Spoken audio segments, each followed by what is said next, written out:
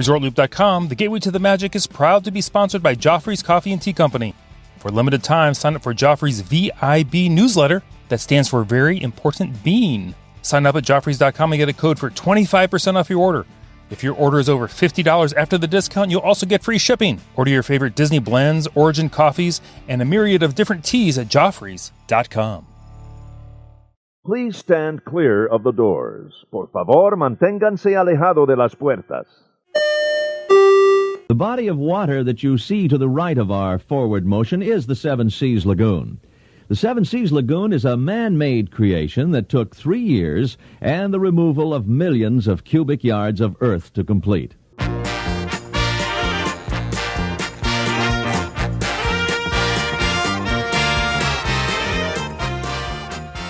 Hey everybody, thanks for joining us. I'm Tim Scott. This is ResortLoop.com. My favorite time of the month. It's time for the DVC Roundtable.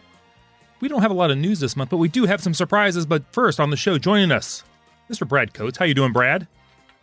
Hi over there, Tim. Hello. I'm safe distancing. You are quite a ways away, but I can see you.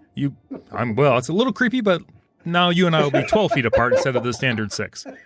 Apparently, I should have started with Miss Rebecca Toon. Rebecca, how are you doing? Hey, howdy, hey. I am happy from 6 feet away. Yeah, you are. I'll even give you 3 feet. And, of course, what's a DVC Roundtable without Mr. Joe Quattrochi? Tim, what's going on? It's good to be back, guys. It's good to be. I was down in Disney Springs last night for the opening and social distancing, wearing my mask. And you know what? It was still awesome. It was great to be out and about in Walt Disney World, and can't wait for the next phase of openings down there. So we got a little DVC roundtable. We got some Disney opening up. It's starting to feel like we're back on the right track. Look at you. I was going to have you do a 30-second synopsis. Look cool. And you knocked it out. Your pictures look fantastic. Anyway, we're going to get into this DVC Roundtable show. Starting off this month. There's not a lot of news, but I found this story very interesting. Rebecca, I'm going to have you start the show, read this story, and then we'll get on with the rest of the show.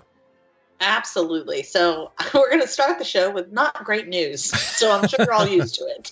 But it'll sound pretty coming from you. But it sounds good when I say it, right? Absolutely.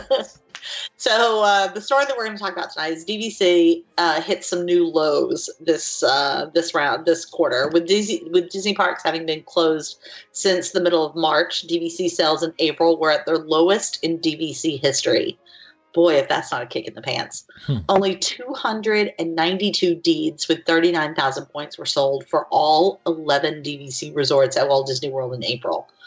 Normally, in comparison, 1,300 deeds and 173,000 points are closed on in an average month.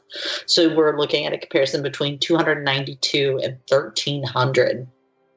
In the 10 years, DVC News has tracked sales for all DVC resorts. April sales data marked several statistical low points. Fewest deeds, which was 292. The previous low before that, which was in November of 2014, was 760. Wow. So almost, what's that, twice as many? Fewest points, 39,880. And before that, in December of 2015, the previous low was 93,295. So almost a third of what the previous low was. And the largest decline month over month at a negative 79%. Ooh. The previous low being in August of 2014, which was 48.1%. As long as the Disney parks remain closed, direct sales will continue to languish. Once Disney reopens the parks and resort, it may still be a few months before sales rebound. Even then, it will be a few more months before direct sales approach their pre-COVID levels. Dreary and dark, my friends, dreary and dark, but maybe that means we can all make reservations. I was about to say, I'm good with that. I'm a silver lining and silver tequila kind of girl. So let's slow it down a little bit so we all got a shot. I want a club level room at Animal Kingdom. Thank you very much. I don't think that the news will come as a surprise to anyone. I think this is anticipated. I think that it is not surprising. I think hearing the numbers, I don't know, I'm a math person, and my other math person, Emily, is not with us tonight, but the numbers very distinctly quantify, I think, what we're all feeling and what we're all seeing. So it's unfortunate, but maybe it gives the market a chance to catch up with itself. Maybe we all get a chance to enjoy our points that we do have. Well, it's funny, you said it, because on the Mickey Dudes podcast, which is the other podcast I'm on, we had one of our sponsors was on the show who is a resale, DVC resale company. And in the beginning of this epidemic, they actually had almost not a record high, but they were very busy with resale contracts. So maybe there might just be existing DVC members that are buying up resale contracts. And maybe the fact that the parks aren't open, if you're going to get a direct sale, it's usually going to be somebody that's actually in the parks. They're going to do the tour. They're going to go down to Saratoga and sign the papers and get wined and dine and try to get your first, the first magical stay, whatever it's called. When they book your stay. With all that not going on, that's probably why these are at an all-time low. That makes sense. But if you're in comparison, if you're a DVC owner already, and you're like, you know what? There's people selling up their contracts, God forbid, for whatever reason, if for employment reasons, or they don't know when the park's going to open, or like, I've had enough of this. That's why maybe those sales were so high, because they're existing people that already know what they're getting into. They know the product. They know what the price point is. But if you're a new person, you're buying direct, you're not getting wine and dine at the park. So it's probably the good reason why. And I know if I was a new customer and a new owner, I would want to have the full experience of, going down to Saratoga and having them feed me ice cream and fast passes and do all the stuff. Unless that's. And see, I think I'm just the opposite. After having rented for so long, if I find a deal, I'm going to jump on that. And I think especially, like you said, I don't know about DVC, but mortgage rates themselves are at an all-time low right now, and the housing market, at least here in the Northeast, is going berserk. So I think people are just jumping on a deal when they can find it. Yeah. But I just think it's like anything else, that whole experience in the parks with new guests, they're not getting that. So. Do you think there are any disgruntled DVC owners that are selling right now? I'm sure that Brad, you would agree too. I'm sure there are. I'm sure there's people like, I'm not doing this anymore. They keep canceling my trips. There's no communication. Right. But there's some tension. And then that's, as travel agents, I'm sure Tim's run into this too with, some people, but it's not the one thing that put them over the top. It's like, okay, it's the final straw kind of a thing, I think. But I think there's some. They don't like how they're handling the situation now. It's more like built up over time. I've heard that in different places where I'm at listening to people's conversations. There's some, but I don't think it's a lot. I don't think it's like all of a sudden there's going to be this huge glut of things being sold, unless for some reason they don't get open until their 50th anniversary. Right. I'd be interested to see, knowing how many. So they're selling the fewest deeds and the fewest points sold, and be interested to see what the resale market looks like right now. Are they seeing an increased average of resales than what they would normally see? I think that's what you just said, wasn't it, Joe? Yeah, at least from my contact over, they were definitely seeing an influx and people putting stuff on the market as well as people purchasing. But now, granted, when I did that show, that was about probably the beginning of April, middle of April. So it's been about a month. So I haven't really followed it too closely. I'm also not in the market for any more points either right now. Even though it is tempting, I have a whole bunch of points that hopefully I could use because everybody seems to want to go at the same time. But I think right now it's like I said before, I think there's a little bit of a bump in the resale market, but we'll see. We'll see how things level out. Things are starting to open back up, and hopefully they'll get the resorts open soon. At least I don't know. At least get those going. I would love to have being down here in Florida right now. I would love to have a couple nights just to hang out by the pool and if that's possible. But resort stay. Right. A little resort stay, but we'll see. Get some normalcy back. Do you and Joe think that I lost my train of thought. Do you and Joe think that DVC or that Disney is exercising its right of first refusal as strictly as it has in the past right now? Seems like I was reading something on that from one of the resale places that right now they weren't. that I there heard was the same more- thing. Somebody was commenting that more contracts were going through, but I can't verify that. It seems like that's what I read. I would agree with that, Brad. There's another podcast that I listened to, and they were saying a similar thing where, as long as it's not an obscenely obscene offer, you're like, $20 a point. Saratoga's selling for $75 a point. Yeah, that's not happening. But if it's a realistic offer, they're going through. I mean, that's what this other podcast was saying. I don't have the numbers in front of me, but it's a pretty reputable podcast. So, yeah. So we'll. Speaking of which, though, Joe, speaking about resorts opening up, my Facebook memories I ran across yesterday and the day before were when you and Jen and I were at the Contemporary, and we just did. Yeah. And I'm sure, and Rebecca. Yes. You saw the new solar lights I put in my walkway. Yes. And every time I walk down at night, it reminds me of the three of us walking around the garden view section of Disney's Contemporary Resort. Just for the listeners out there, like, I have these small solar lights that illuminate our walkway, and they're almost exactly replicas of what is around the garden view of the garden wings at Disney's Contemporary Resort. And I sent a picture to Rebecca. I said, "Oh my God, look! It's like we're drinking beers outside the the Contemporary." She's like, "Oh my God, it looks familiar." What I wouldn't give, right? Oh yeah, it's good times. It's funny. On a resort only trip right now, wouldn't you?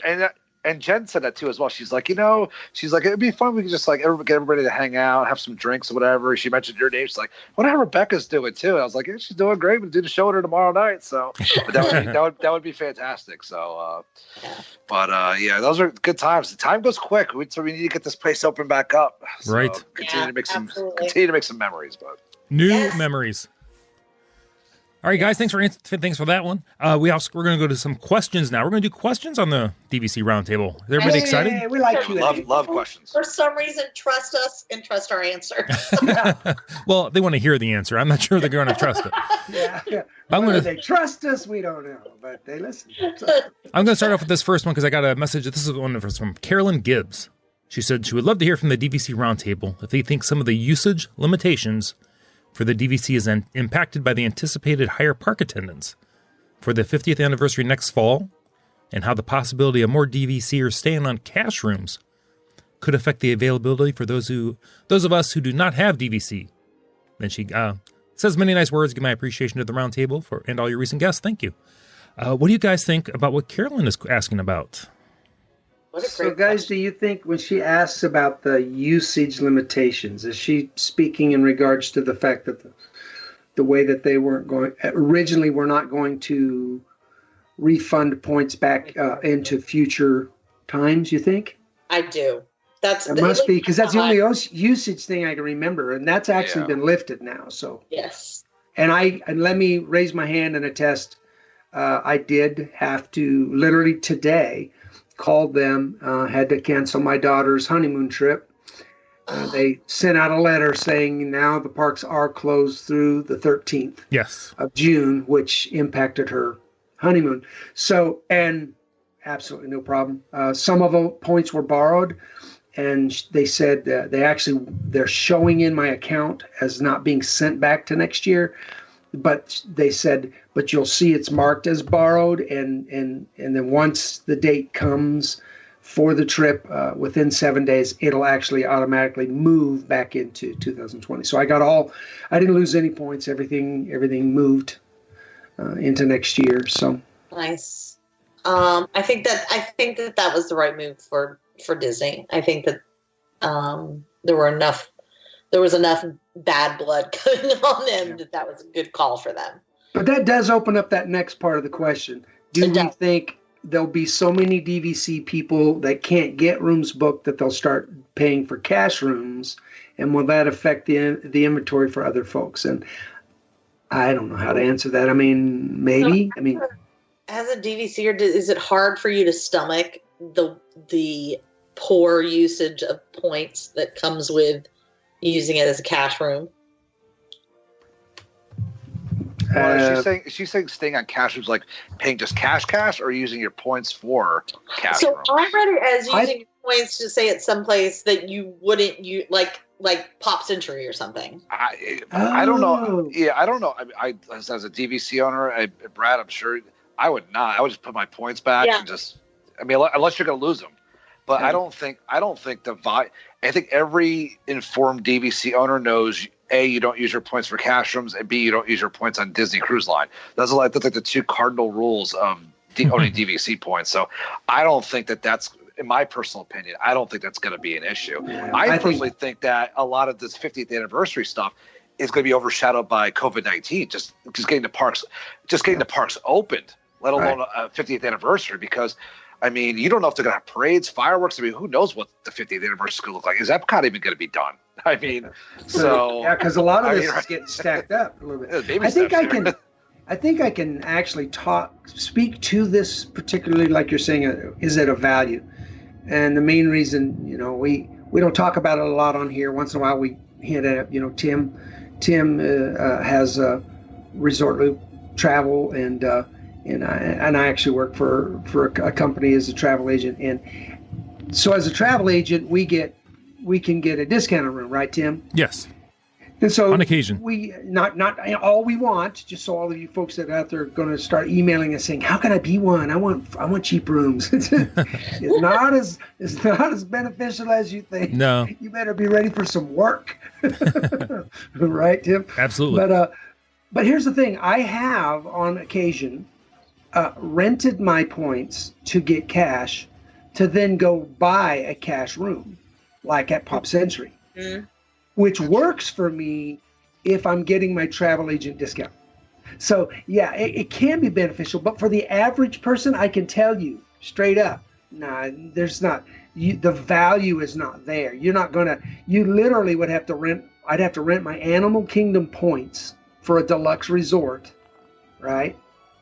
To get maybe enough money to book at Pop Century for the same number of days. Probably not enough money. So you're taking a big leap backwards. So unless people would have to have a glut of points that they're just trying to get rid of, and they'd settle. I don't think there's going to be that many points. Do you guys? Mm-hmm. That are going to stack up? Yeah. So I don't think so. So yeah. I will tell you though, have you guys been looking into scheduling any trips in the future recently? No, I've kind of given up for now.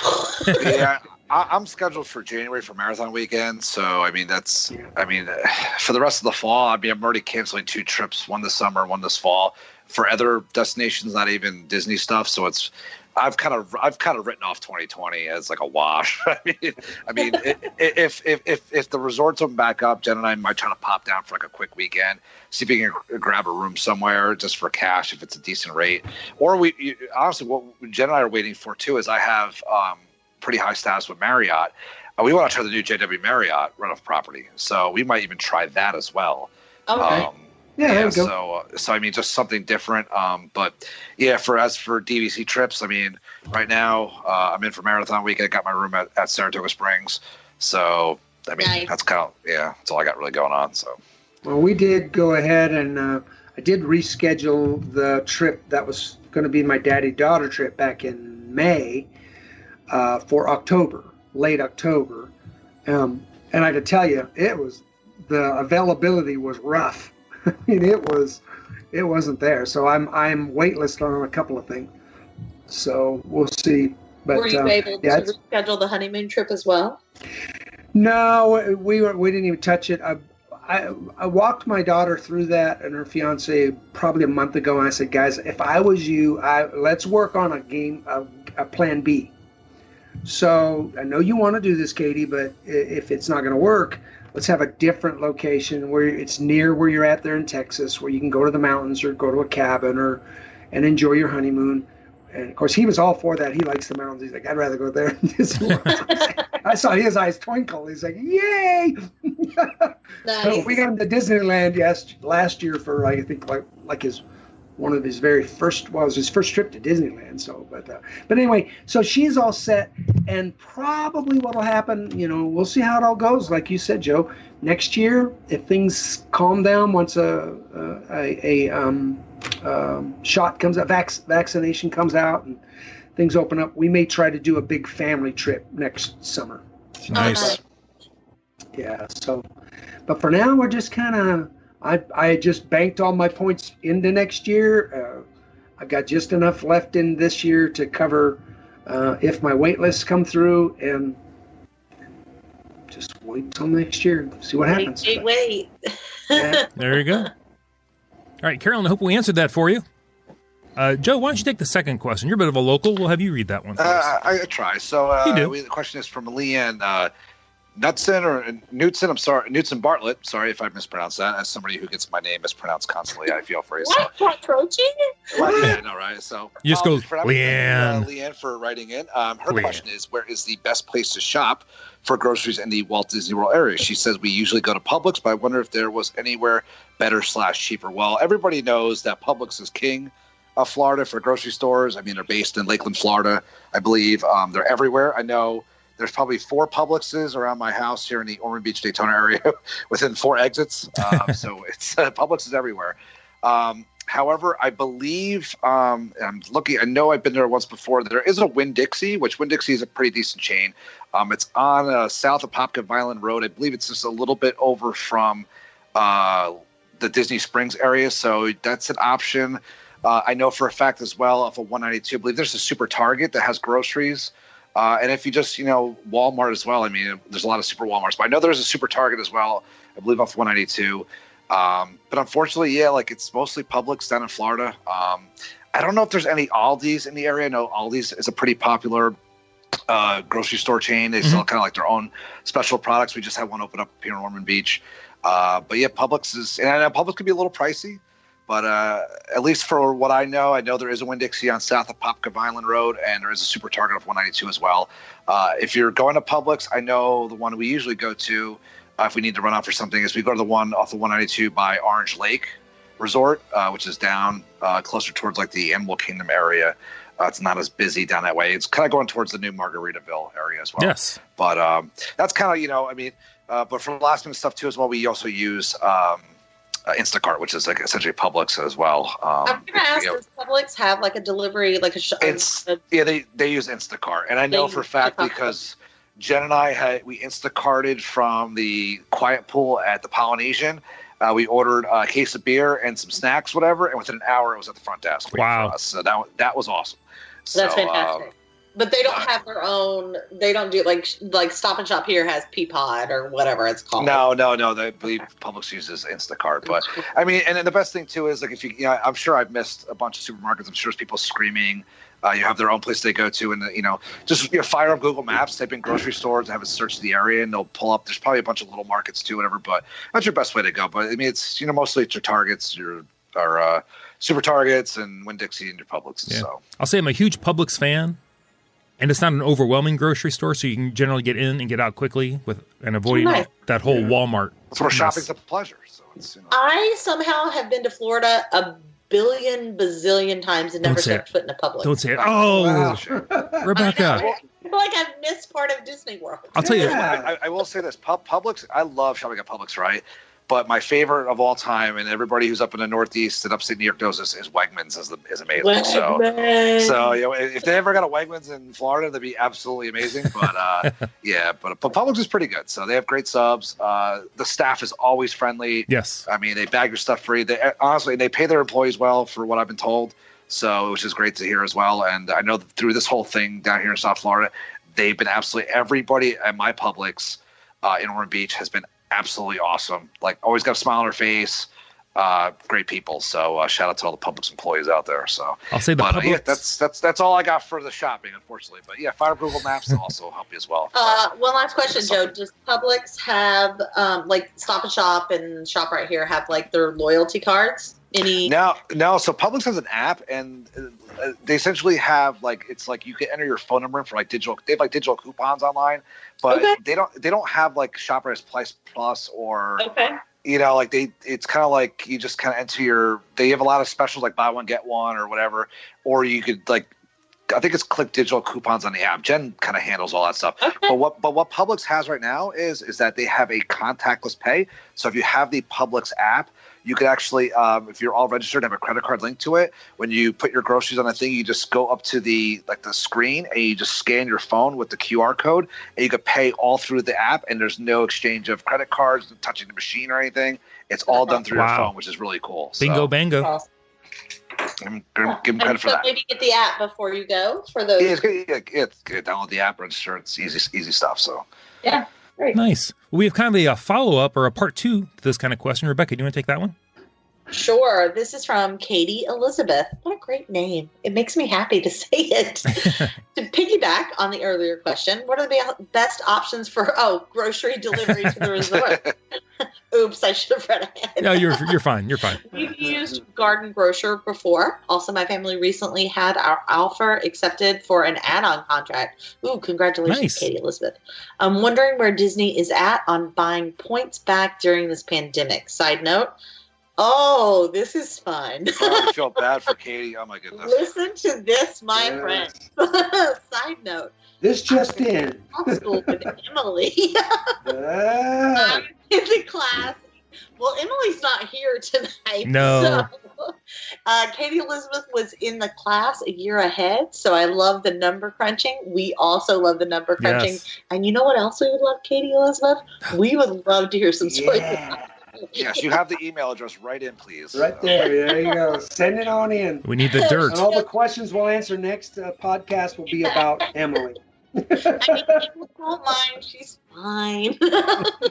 She goes on to say she loves the DVC Roundtable. Great job. Well, we love you, Katie Elizabeth. Yeah. And I'm sure we will have some answers to your questions, but really send us stories about Emily. Please do. So our first question is, what are the best options for grocery delivery? And then also she said they've had their offer accepted for an add-on, and she's wondering where Disney is at on buying points back during the pandemic, which I think we chatted about earlier. We touched on that. So feel free to jump. I actually have never done any kind of delivery, grocery or otherwise, so this is really fascinating to me. I've never done it, but I've seen the Garden Grocer vans all over the place. Yes, Brad. I've seen the Garden Grocer. I've seen Amazon, and I've seen what's the one Joe just? Oh, Instacart. I've seen them there. So, Brad, have you used Garden Grocer before or no? Yes, I have. In fact, and because we fly in and so I've shopped at Publix before, and I've been to Florida to shop. Gone to Publix, but usually when I go to Disney World, I don't go off site to go to Publix. I'll just order from Garden Grocer. It's more expensive. It definitely is. I've used Amazon before. I've used Garden Grocer, and I'm trying to remember. I was trying to look it up on my phone. I thought I had it, but let me look real quick. I think I may have it here. But I've had good experience with Garden Grocer. Does Garden Grocer do alcohol as well? Brad, do you know? Yes, they do. Yes, because they do. Yes, we've ordered beer from them.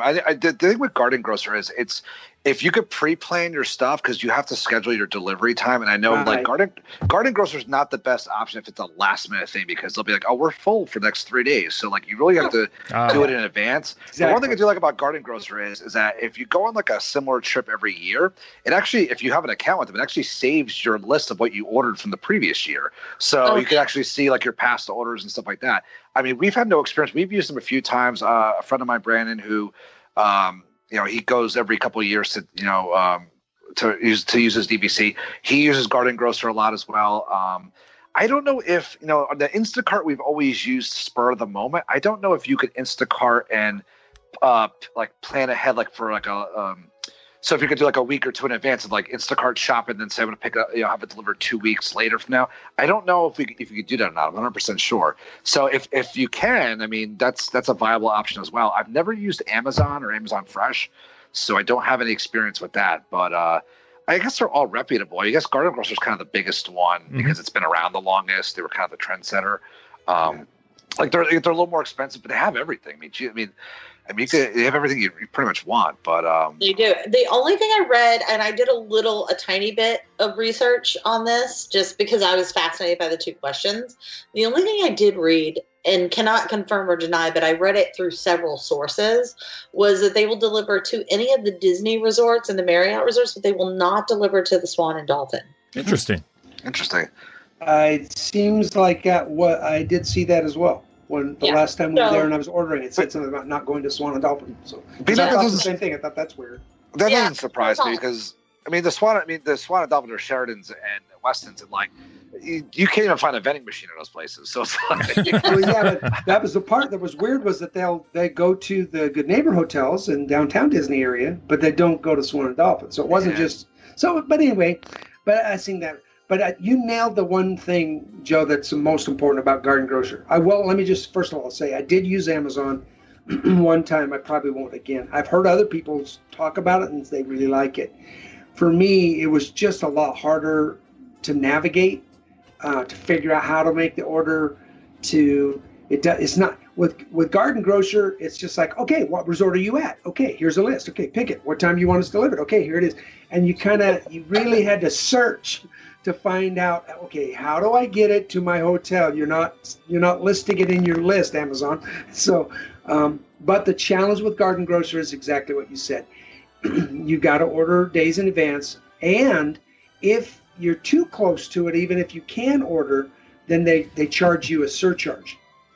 Brad, how's it work? Like if it's within 24 hours. Brad, how's it work when you place the order now? Do you have to actually be there when they deliver, or they don't deliver to Bell Services anymore, do they? No, they deliver to Bell Services. Oh, they do? So you just get it later? You don't have to be there. No. Oh, fantastic. And will they keep, if they deliver, like, say, perishables, will Bell Services keep that cold? The last time we were there in January, they did. Yep, they were still doing it. What a wonderful service. Nice. You just had to plan, like Joe said. Several days before I got online, we figured out what we wanted and we needed, and we got it ordered, and then told them we'll be in at this time. We made sure it would get in, close to the time we got there, maybe a little later because we wouldn't need it right away. So it worked out great. Do you think that the convenience, even though I heard both you and Joe say they're slightly more expensive and there's a delivery charge and yada, yada, yada, do you think that's still, depending on the kind of trip you're taking, probably more preferable to Ubering to Publix? It all depends on how valuable your time is. I mean, exactly. if you're somebody that just like wants to like go and like pick out your own groceries, if you can sacrifice an hour and pay that, maybe $15 each way, pay $15, maybe $30 round trip, for an Uber or whatever, if that's what you want to do. I mean, that's it all depends on how valuable your time is. I mean, that's pretty much. You can dance around all you want. How valuable is your time? Yeah, how valuable? Yeah, what kind of premium do you put on your time? I know with Instacart. I mean, it's one of those things where, like, I believe I was just on their website right now. It says groceries in as little as an hour, and they deliver Publix, Aldi, Total Wine and More, CVS, just to name a few of the stores that they actually service. So, they cover pretty much everything. So if you need toiletries, whatever, especially stuff, booze, I mean, they do it. Yeah. So that I would say, if you don't want to use Garden Grocery, I would maybe stick with Instacart. I mean, it's a pretty reputable company. They're very prevalent in the Central Florida area, so I don't think you have any problems either way. Right. So the only other one that I read about when I was looking through the websites that I was doing research on was something called We Go Shop. Have you heard of that one? I have not. No. I haven't heard of that one. So the interesting thing that I read about We Go Shop is that they will go to any store, pretty much any store you want them to. Trader Joe's, Winn-Dixie, Publix, Sam's, Walmart, any of those. And it depends on how many stores they go to for you, but you can specify anything that you want, and you pay what they pay as far as the shelf price, but your delivery fee is based on your total dollars spent. Okay. So it's an interesting model. I read a lot of pros about them. They also can deliver alcohol. So I don't know why that's so important to me, but I'm sure everybody else listening does. We know. It was also an interesting model, and I read about them on multiple sites. I didn't read necessarily any true testimonials, but I read that those were that was one of the ones that they also delivered to Bell Services, and they were very similar to Garden Grocer. So nice, with a little bit more options. Yeah. And to just kind of go back to answer a little bit with what you were saying, Rebecca, when I say that they're more expensive through Garden Grocer, we're only talking pennies. We're talking, not a lot talking about it's twice the price for a dozen eggs or whatever. Okay. So it does add up, and it's a $14 delivery charge. Oh, unless you order $200 worth of food, and then it's free. So, but I'm usually not ordering that much food. We're really just covering breakfast and snacks. And, right. So, but so it's not a lot more. And so for me, I'm like what Joe said. to me, I'm at Disney. If I'm worried about how much I'm spending on a dozen eggs and I'm at Disney, I probably am in the wrong place. Yeah, That's true. It's all going to cost me more than it should. My time being spent in the resorts at the pool is so much more well spent. Also, I wonder if you could, like, if you had another family that was there that you knew, or if you were, vacationing with another family, you could combine those orders and probably get a really good deal. Yeah. Like I said, if you get it over $200, it's free delivery, and it's a few cents per item, maybe more for each. So you're talking a few dollars more, depending on how big your order is. And so, yeah. But let's not forget the real purpose of this question, Katie Elizabeth, and that is to give us the lowdown about Emily. Yes, exactly. That's right. Yes. Email the dirt to Tim at ResortLoop.com. and Katie, we hope that you did hear what we mentioned before as far as the DVC resale add-on contracts. Yes. Yeah. Excellent. Hey, awesome. Brad, why don't you take us to the next question there from Mr. Hunt? Mr. Jeremy Hunt, what do you guys think of the executive changes and the new head of DVC? Next question. Uh-oh. I got no problems. I mean, tomorrow is exceedingly attractive, if that's what you're asking. Yeah. The exec changes, I'll be honest with you, they just made some changes not that long ago. I really hadn't gotten a sense of the new executives. I don't think they were in there long enough. I'm not a good one to answer that question. How about you guys? Have you been paying attention to any of that? Or do you have any concerns? Or I'm a fan of Josh Tomorrow. That's about it. I know he does great things out in Disneyland. I like that they're promoting people inside the company. Yes. So I mean that's pretty much they're not bringing in some outside person and they're just gonna do God knows what to whatever. At least they're bringing people up from within. So that's pretty much the only opinion I have of it. The new head of DVC, I don't really know. It's a female, right? Yeah, her name is Rebecca. I only know because I'm Rebecca, but it's Rebecca something. Rebecca I don't. Rebecca. I'm not gonna sit here and talk to people like I know anything about her. So yeah, I don't know anything about her. So that's about it. Yeah, we went to same schools at different times. Yeah. I like the DeMauro. I think he'll do well in Chapek's oval position. I know he and somebody else were down at Disney Springs yesterday during the reopening. Appropriately wearing masks and staying 6 feet away as they should. He's got his feet on the ground. I mean, the guy's on, his boots on the pavement. I mean, I give him credit for that. I mean, guy just got promoted. He just got promoted again, and he's out at the opening of Disney Springs. So I give him credit. I mean, he's got $1 million. That's for sure. He's definitely gained a reputation for someone that listens.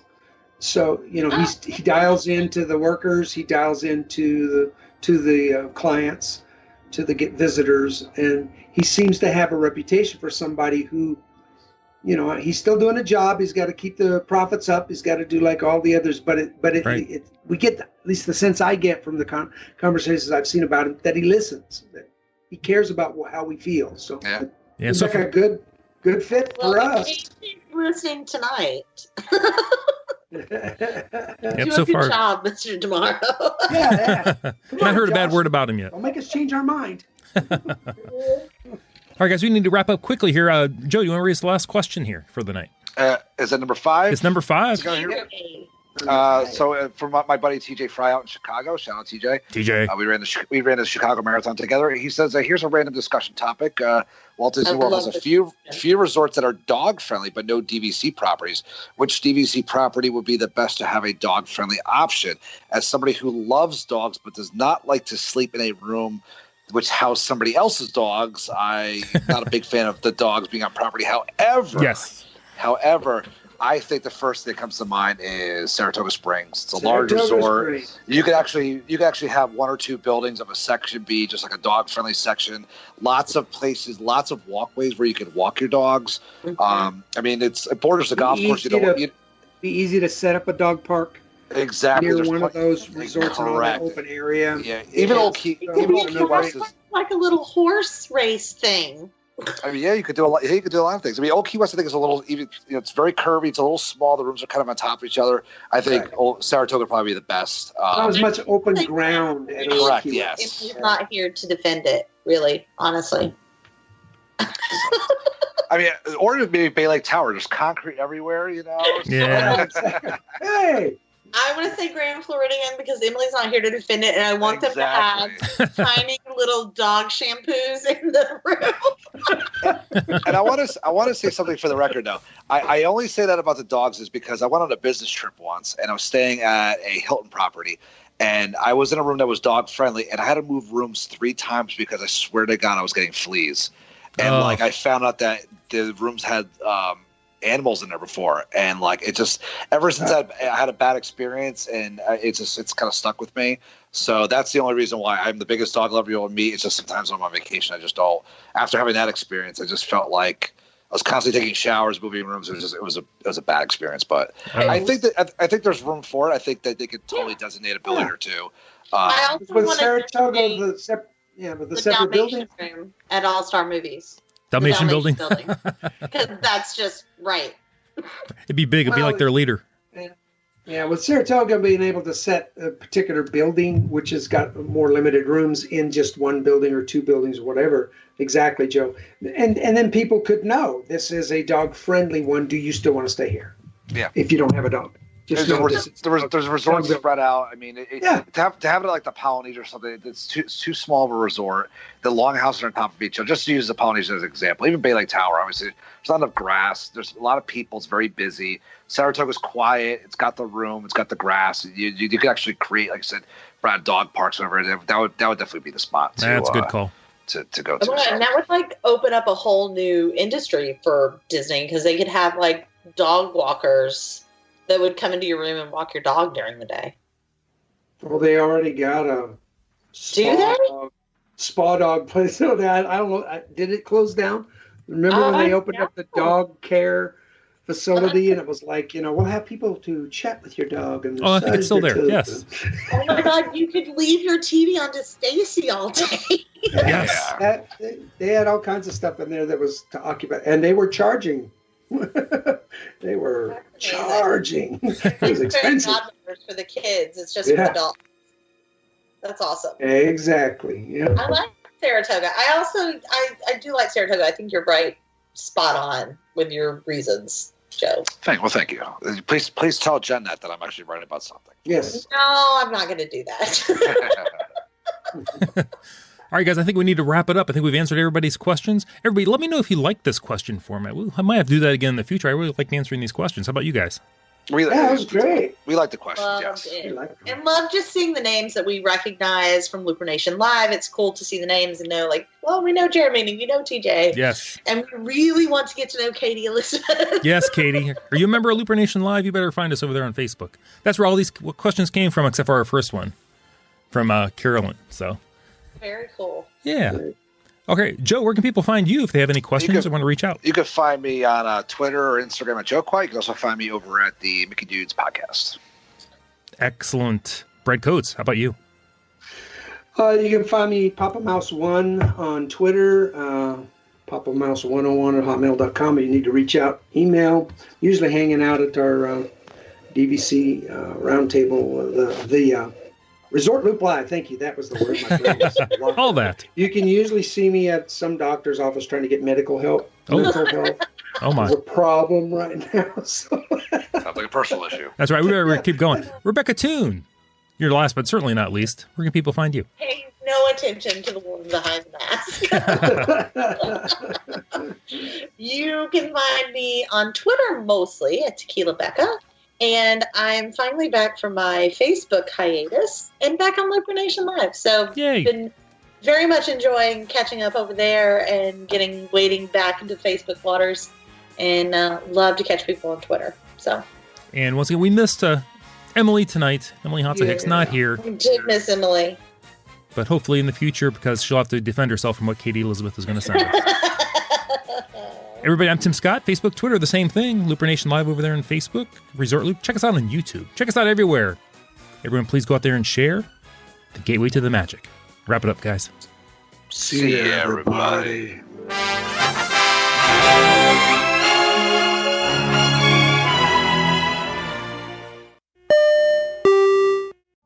Vacation memories will stay with you and your family for a lifetime. The Resort Loop Travel Group was created with this in mind. Our fee-free services will relieve you of the stress and confusion of finding and booking the best vacation at the best price. After booking, we will continue to monitor for ways to save you even more on your vacation. We will check for any upcoming packages and discounts to save you as many vacation dollars as possible. Resort Loop Travel Group, gateway to your magical vacation memories. Get a quote, or for more information, visit ResortLoop.com.